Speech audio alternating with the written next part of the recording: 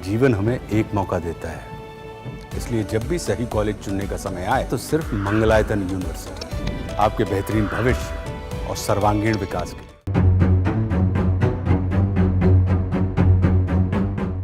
हाथों में हथकड़ी पहने ये महाशय कोई चोर या उचक्के नहीं, बल्कि महाराष्ट्र में शरद पवार की राष्ट्रवादी कांग्रेस पार्टी के विधायक हैं। नाम है जितेंद्र आव्हाड। मगर क्यों? सवाल सबके मन में है। पूरी खबर क्या है बताते हैं।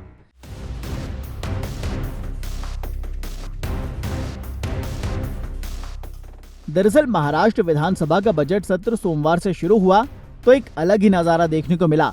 शरद पवार की राष्ट्रवादी कांग्रेस पार्टी के विधायक जितेंद्र आव्हाड पर सबकी नजरें थीं।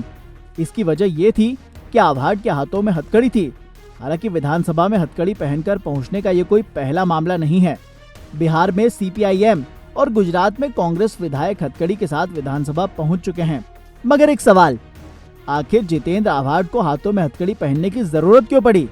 दरअसल डोनाल्ड ट्रंप के सत्ता में आने के बाद अमेरिका अवैध प्रवासियों को अपने देश से बाहर करने में जुटा है। हाल ही में 3 सैन्य विमानों से भारतीय नागरिकों को अमेरिका से वापस भेजा जा चुका है।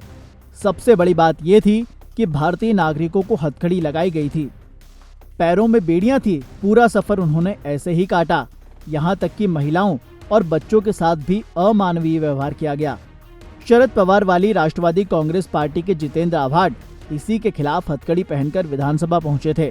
जिस तरह से अमेरिका में भारतीयों के साथ अन्याय हो रहा है और उन्हें बंधक बनाकर निर्वासित किया जा रहा है, वीजा की समस्या है, कोई भी भारतीय अमेरिका में सुरक्षित नहीं है। हम अमेरिका के बारे में एक भी शब्द नहीं बोल रहे हैं। जितेंद्र आव्हाड विधायक। इसी तरह से बिहार विधानसभा में भी एक विधायक ने अमेरिका की हरकत के विरोध में हथकड़ी पहनी थी। गुजरात में कांग्रेस विधायकों ने भी विधानसभा के बाहर खूब हंगामा काटा था और प्रदर्शन तक किया था। उन्होंने भारतीयों का ये अपमान नहीं सहेगा हिंदुस्तान जैसे नारे भी बुलंद किए थे। प्यू रिसर्च सेंटर के मुताबिक अमेरिका में सबसे ज्यादा अवैध प्रवासी मैक्सिको और साल्वाडोर के हैं। भारत का नंबर तीसरे स्थान पर आता है। अमेरिका अभी 3 सैन्य उड़ान और एक सिविल फ्लाइट से कुल 344 भारतीयों को वापस भेज चुका है। ऐसे में एक सवाल ये कि कब और कितने भारतीय लौटे हैं। 5 फरवरी को अमेरिका की एयरफोर्स का विमान पंजाब के अमृतसर एयरपोर्ट पर उतरा। कुल 104 नागरिकों को बेड़ियों में बांधकर लाया गया। 15 फरवरी को अमृतसर एयरपोर्ट पर अमेरिका का दूसरा सैन्य विमान उतरा।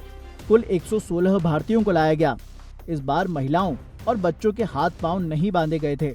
16 फरवरी को अमेरिका ने तीसरा सैन्य विमान अमृतसर अंतर्राष्ट्रीय एयरपोर्ट पर उतारा। कुल 112 प्रवासी भारतीयों को लाया गया।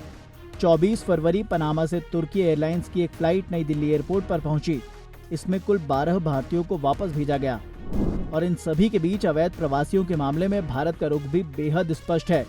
भारत सरकार साफ कह चुकी है कि अमेरिका में निर्धारित समय से अधिक दिनों तक रहने वाले और बिना दस्तावेज के ठहरे भारतीयों को वापस वतन लेगी, मगर शर्त यह है कि उनकी भारतीय नागरिकता सत्यापित होने के बाद